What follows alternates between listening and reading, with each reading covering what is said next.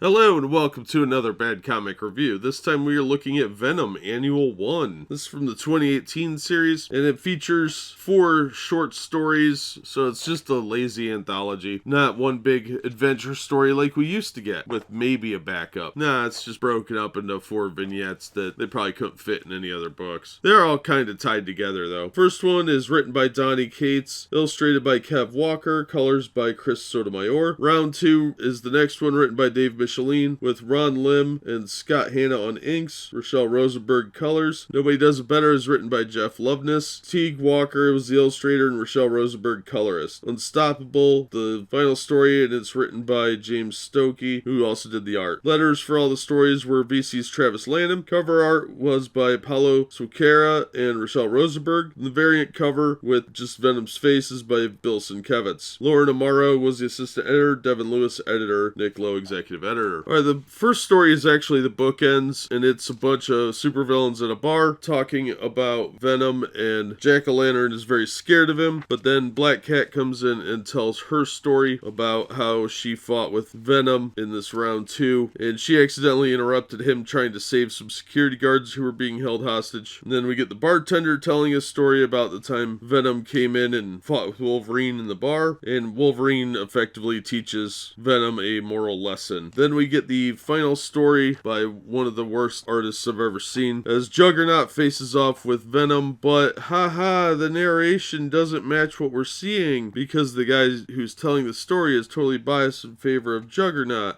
The Black Cat story's not bad. I thought it was pretty well done, and even the Wolverine story at least has a better resolution. It's a pretty decent fight story. The final one though is just really dumb, and the art in that is horrible. I don't know why this guy keeps getting work. It looks like Mad Magazine art. It looks like it's mocking the art form. The bookend story is okay. It's kind of implied one of the supervillains dies, but there's no evidence of that. It's just sort of implied. But everybody likes to say he got his head chewed off. It's not shown that that's what happens. Nobody references that happening, so I don't think that actually occurs, because what a lazy death if that is the case. I'd have to say the Wolverine story is probably the most important one in the book, but most of the art is kind of hit and miss. It does look like a lot of corners were being cut, except for the Black Cat story. That one is really solid throughout. The bookend storylines with the guys at the bar by Kev Walker, that art is really cartoonish looking, and people's faces look very bizarre in it, so I hated that. I'm not even a big fan of the art from the Wolverine story. It's mostly a little cartoonish and disproportionate, and Venom looks kind of fat in the entire thing, so I'd have to say the art really was not for me. The only one I really liked was the Black Cat storyline art, and that was Ron Lim. But Nobody Does a Better art made everybody look kind of weird and tubby, so I would say grab this out of a discount bin. Most of the stories were really well told. They're just not visually appealing, except for the Black Cat storyline. So I would have to say this isn't for me. This had nothing to do with anything going on in the Venom book at the time, and it doesn't even have one cohesive story. It's just a bunch of little stories that are being told at a bar, and it just didn't do anything for me. The covers don't relate to the story, and it looks deceptive. It looks like there's a lot more interesting going on, and for $5 it just wasn't worth it. The stories don't mean anything. They're largely throwaways. The Black Cat story and the Wolverine story had good impactful messaging if they would somehow be referenced later on, but this was just done as a cash grab. There's nothing here that seems to be impactful, except maybe the implied death at the end of the book, which is never shown or really referenced to be an actual death, and I don't think this is going to be a particularly memorable issue for anyone. So I would say you could skip this one. It's not really important to the story. If you're trying to hunt it down, I wouldn't pay anywhere near a cover price of $5 for it. I don't think it's worth it. And the paper quality's trash on top of that. Well, that's going to do it for this one. Thank you so much for listening and supporting the channel. If you enjoyed the video, please hit the like button, and don't forget to subscribe so you don't miss future reviews. If you'd like to help the channel out in other ways, links are in the description to various support methods. And as always, we hope to see you on the next one.